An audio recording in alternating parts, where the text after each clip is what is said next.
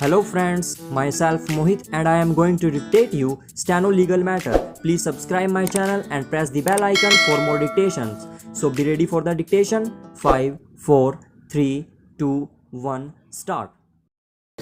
The order of acquittal against the four co-accused persons was never a matter of challenge at the instance of the prosecution. Stop.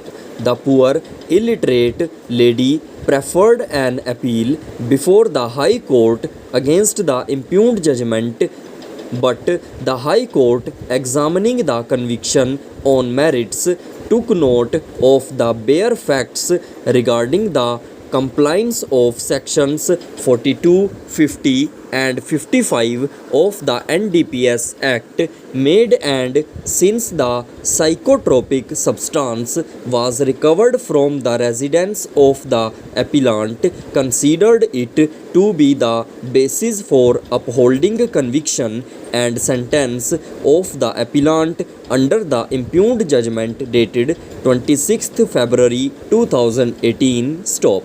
Neither the trial court nor the High Court has considered that the lady was illiterate and a senior citizen, was indeed residing but completely unknown to law, with two grown-up children, with no previous background of being involved in any kind of criminal cases at any point of time in her lifetime. Stop.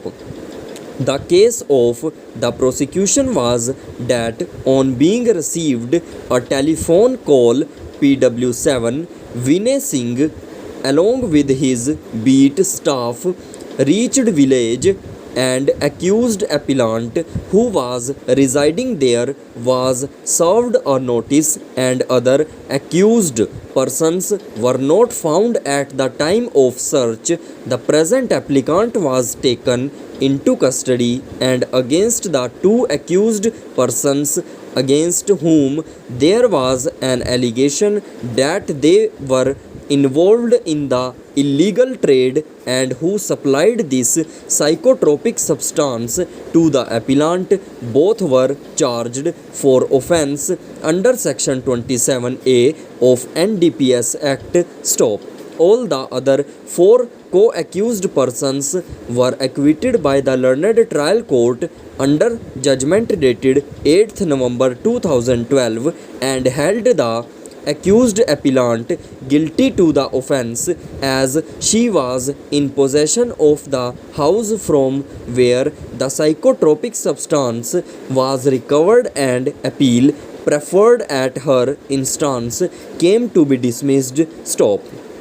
We are not dilating upon the procedure that was followed in the instant case, but after all, the five accused persons faced trial. Unfortunately, the appellant alone was held guilty, and the trial judge, without examining in totality of the matter and the other salient facts into consideration, sentenced her to 15 years rigorous imprisonment and a fine of rupees 1 lakh in case of default, further imprisonment for a period of 3 years. Stop. We have heard learned counsel for the appellant and also the learned counsel for the state, who has tried to persuade this court that looking into the nature of offence which has been committed by the appellant, there should be no leniency in such matters, particularly when the offence has been proved against her beyond doubt and conviction is upheld by the High Court under section 20 of the NDPS Act. Stop.